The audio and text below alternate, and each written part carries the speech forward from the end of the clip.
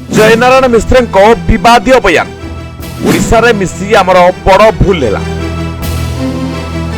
उत्कल कौशल और कलिंग मिसिकरी ओडिशा उत्कलर कहीं जयगान होउछि। संबलपुर बीजेपी विधायक जयनारायण मिश्र पुणी विवादीय बयान दी।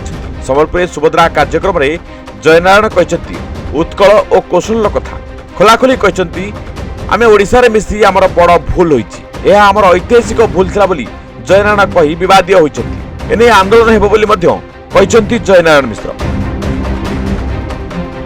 से आउरी कहछन्ति बंदे उत्कल जननी रे केवल उत्कलर जयगान कहीं होइछि आ कलिंग और कौशलर जयगान कहीं होई नै बोली प्रश्न करछन्ति। आमको तुमे शोषण करुछ, आमर अर्थ, आमर खनि, आमर चाष, आमर जंगल और चाकरी बाकरी सबुथिरे तुमे आमको शोषण कल आउ आज तुमे संस्कृति क्षेत्र में भी आमको व्यवहार करुछ।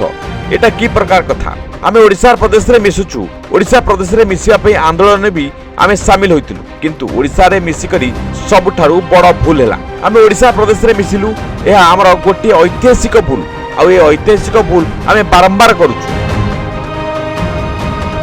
सुभद्रा योजनार द्वितीय किस्ती प्रदान अवसर में संबलपुर जिला प्रशासन और संबलपुर महानगर निगम मिलित आनुकूल्य रे गंगाधर मेहर विद्यालय प्रेक्षालय ठारे एक जिला स्तरीय कार्यक्रम आयोजित होता। आंबलपुर सभारे थिबा ग्राम उन्नयन और पंचायतराज मंत्री रवि नारायण नायक समेत सरकारी अधिकारी एवं प्रेक्षालय रे उपस्थित अन्य माने आसन रे बसथिले। सभारे जेतेबेले वक्तव्य रखिबा पई जयनारायण पाळी आस्थिला सेतेबेले बंदे उत्कल जननी को नेकी विवादीय मंतव्य दैथिले। Bureau report news 95 Odia.